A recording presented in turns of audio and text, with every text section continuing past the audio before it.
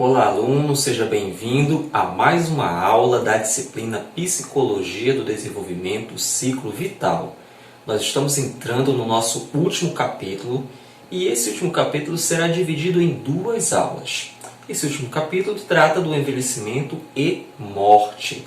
Eu sei que muitos aí não gostam, têm receio de falar sobre a morte, mas faz parte do ciclo vital do ser humano e nós vamos tratar e abordar um pouquinho sobre a morte, mas na próxima aula. Na aula de hoje nós vamos falar especificamente sobre o envelhecimento. E um dos grandes objetivos da ciência que trata desse envelhecimento com qualidade, que é a gerontologia, é um envelhecimento bem-sucedido. Fazer com que esse indivíduo possa envelhecer de uma maneira bem-sucedida, com qualidade, com toda uma abrangência para que ele possa permanecer ali participando de atividades, para que ele tenha toda aquela sensibilidade de fazer parte de um grupo social, porque ele faz parte de um grupo social. Mas, infelizmente, muitos estereótipos sociais fazem esse indivíduo, de repente, pensar que ele não tem mais nenhuma utilidade. Não é bem por aí. Muito pelo contrário. O indivíduo que chega nessa etapa de vida, ele ainda tem muito a contribuir para com a sociedade, para com aqueles que estão próximos a ele. Então, a meta é justamente extrair o máximo ainda desse indivíduo, porque ele ainda tem muito a nos oferecer. E aí nós podemos dividir o envelhecimento, a velhice, na verdade, em 3 grupos. Quais seriam esses grupos? Eu tenho o primeiro grupo, que eu vou chamar de idosos jovens, que são aqueles que compreendem da faixa etária dos 65 aos 74 anos de idade, cujo as características são que são indivíduos ativos, cheios de vida, vigorosos, né? Eles acabaram de sair daquela etapa da meia-idade e entraram nessa etapa da velhice, então por isso que eu chamo de idosos jovens, ainda estão ali cheios de vigor, de vida.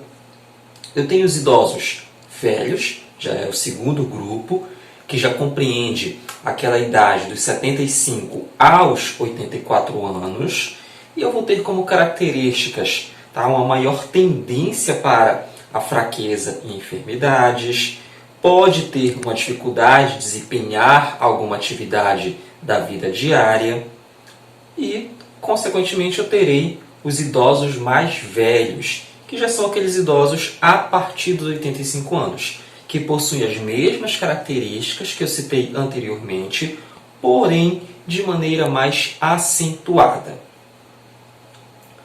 Ainda prosseguindo com essa classificação da velhice, eu vou utilizar aqui uma classificação pela idade funcional, que é proposta pelo Papalha, pelo Holt e Fieldman, em 2006, onde eles propõem o seguinte: uma classificação da velhice de acordo com a idade funcional. O que seria essa idade funcional? Sabe aquele caso de pessoas que você conhece da mesma idade, 70, 80 anos, mas que às vezes o aspecto físico de um não aparenta com que ele tenha 80 anos, a vitalidade. Então isso é o que ele vem a classificar como idade funcional. E ele vai dizer o seguinte, que existe ali, de acordo com essa classificação da idade funcional, o envelhecimento primário, que é um processo gradual e inevitável de deterioração corporal, que começa cedo na vida e continua ao longo dos anos. É aquele envelhecimento inevitável.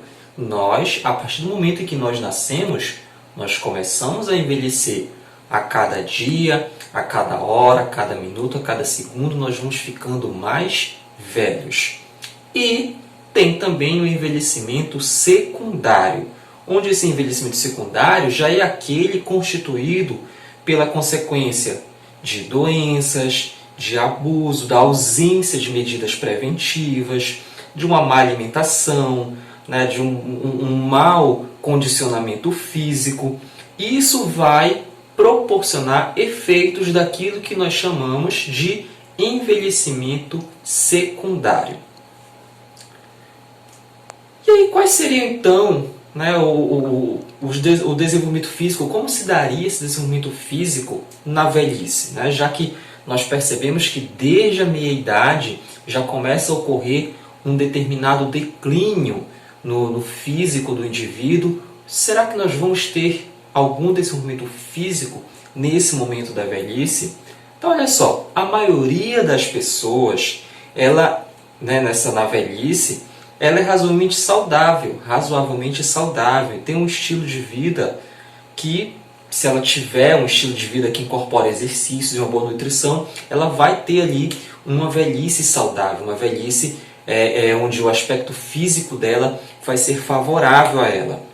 Entretanto, mesmo que ela tenha todo um condicionamento físico, que ela tenha uma atividade física, pode acontecer de aparecer alguns problemas crônicos, como a artrite, a hipertensão, problemas cardíacos.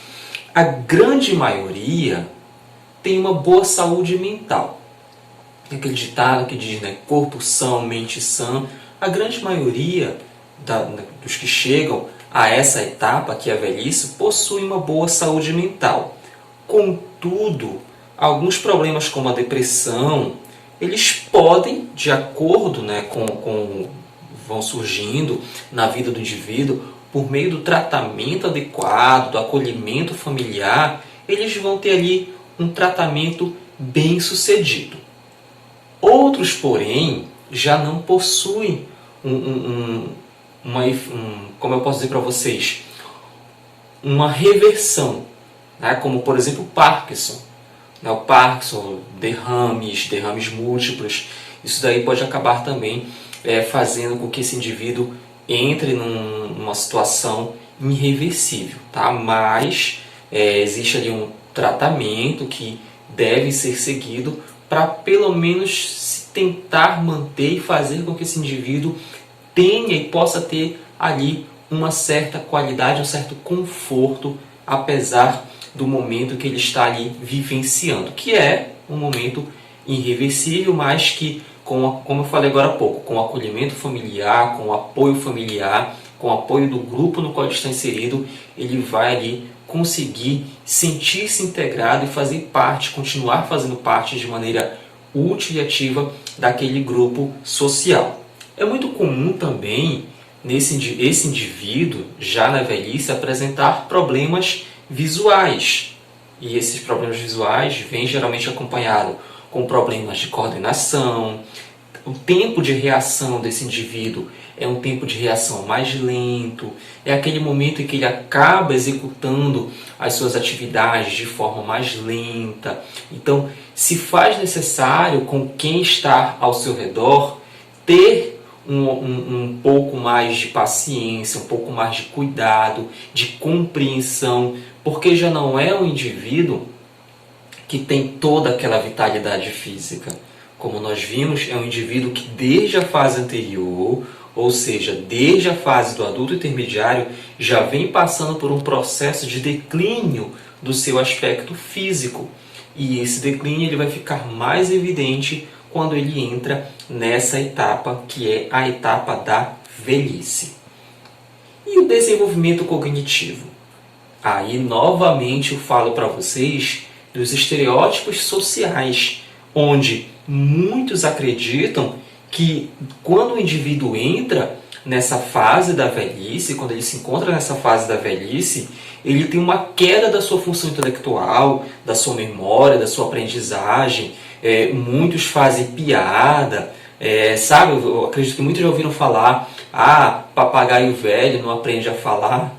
Gente, isso daí são estereótipos, são situações criadas, mas que não condizem com a realidade. Porque olha só, segundo o Gehrig e o Zimbardo, há poucas evidências para sustentar essa ideia de que o indivíduo na velhice não pode aprender, de que o indivíduo na velhice ele não tem um intelecto, ele não tem uma memória, muito pelo contrário.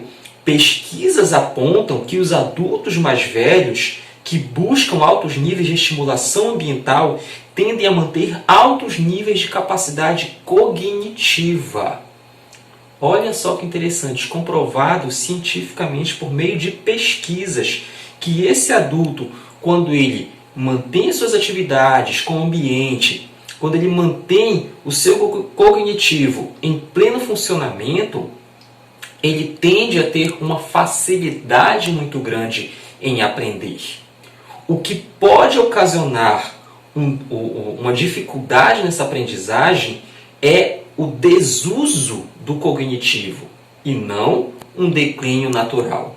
Ou seja, quando aquele indivíduo não pratica uma atividade que vá exercitar o seu cérebro, que vá exercitar o seu cognitivo, aí realmente ele vai sentir maiores dificuldades dentro de um processo de aprendizagem. Mas quando esse indivíduo ele mantém-se ativo, buscando no ambiente meios para manter-se em plena atividade cognitiva, esse indivíduo ele terá grandes facilidades de aprendizagem. Vamos tirar como exemplo indivíduos que entram na fase da velhice e resolvem aprender, por exemplo, informática. Muitos aprendem com grande facilidade, outros já têm dificuldade. O porquê? Pode observar que aquele que aprendeu com facilidade, muito provavelmente, é aquele indivíduo que vem se mantendo em atividades constantes que aprimoram o seu cognitivo. E aquele que de repente sente maior dificuldade é aquele indivíduo que não procura realizar nenhum tipo de atividade para manter o seu cognitivo ativo. E qual seria uma boa atividade para se praticar? A leitura, por exemplo. Você pegar um livro, você ler um livro sobre variados temas. E isso daí vai estar aguçando, vai estar ativando cada vez mais o teu cognitivo. E isso vai proporcionar com que você entre nessa fase, com que você tenha grandes facilidades de aprendizagem. Agora, claro, que essa aprendizagem na velhice, ela precisa ser uma aprendizagem mais organizada. Eu, por exemplo, enquanto professor, não posso achar que eu vou ensinar alguém com mais idade, que tenha 70, 75 anos, da mesma forma que eu vou ensinar alguém que tenha 20, 25 anos. A aprendizagem, o ensino é diferente, porque a aprendizagem é diferente. Esse indivíduo requer que essa aprendizagem ela seja menos complexa, um pouco mais organizada. Para aprender, o idoso precisa de uma disposição interna para captar e reter aquele conhecimento que está sendo passado para ele. Então ele precisa com que esse conhecimento, com que esse ensino, ele seja um ensino voltado para ele, para a complexidade dele, e não aquele ensino que vai a dificultar o desenvolvimento. E o desenvolvimento psicossocial?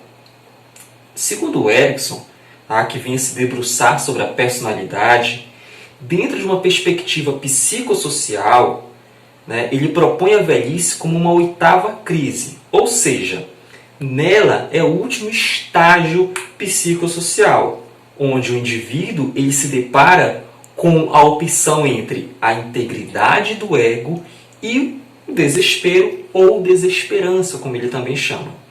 A partir dela, ele avaliará a própria vida. O que é isso, gente? Geralmente, na velhice, é o momento em que o indivíduo ele tira para fazer um balanço da sua vida. E de acordo com esse balanço, de acordo com o resultado desse balanço que ele vai fazer, ele vai se encontrar naquilo que o Erikson ele vai chamar de integridade do ego ou de desesperança. Mas como que ele vai se encontrar em um ou em outro? Na integridade do ego, se o indivíduo se encontra satisfeito com a vida dele, pleno, feliz, em paz, consigo mesmo, se ele apresenta um sentimento de realização, de satisfação, se ele olha para tudo aquilo que ele produziu, que ele construiu, com satisfação, com agrado, nesse indivíduo, então, ele vai se encontrar naquilo que o Erikson ia chamar de integridade do ego. Mas, por outro lado, se esse indivíduo ele se depara com toda uma vida de frustração, aborrecimento porque perdeu oportunidades, arrependido de erros que ele não tem mais tempo de corrigir, esse indivíduo ele vai se encontrar então naquilo que é chamado de desesperança.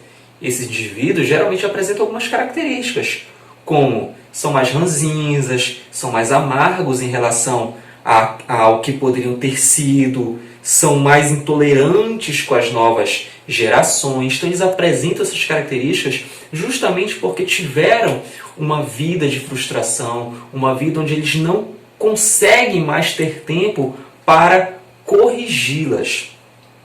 Ainda segundo Erikson, para essas pessoas que se encontram nessa desesperança, é muito importante o apoio familiar. Essas pessoas, a família deve se fazer entender que essas pessoas não devem apenas refletir sobre o seu passado. Muito pelo contrário, elas ainda têm uma vida pela frente. Elas ainda têm toda uma estrada pela frente. Elas precisam, portanto, continuar ativas, participantes, vitais, buscando desafios, buscando estímulos em seu ambiente. E o apoio da família, para isso, ele é fundamental, para fazer com que esse idoso sinta-se útil, feliz, amado.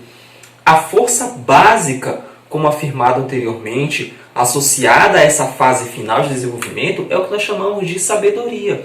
Quando a família consegue fazer com que esse indivíduo ele seja ativo, ele sinta-se útil, ele vai passar toda a sabedoria dele. Então, de repente, aquela frustração que ele vivenciou lá no passado, ele vai, através da sabedoria adquirida, passar para a nova geração, para que aquela nova geração, de repente, não cometa os mesmos erros que esse indivíduo cometeu.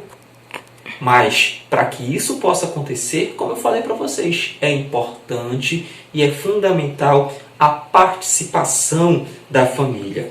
Pois, através dessa participação da família, desse apoio familiar, esse indivíduo vai transmitir para as próximas gerações uma integração das experiências, que é o que nós costumamos chamar de herança, né? Toda a herança de conhecimento que esse indivíduo vai proporcionar e vai deixar para as gerações futuras. Então nós finalizamos a aula de hoje. A aula de hoje se encontra lá na unidade 3 do material de vocês, das páginas 115 a 123. Essa é a parte 1 do capítulo 8. Na próxima aula nós vamos falar da última etapa desse ciclo vital, que é a morte.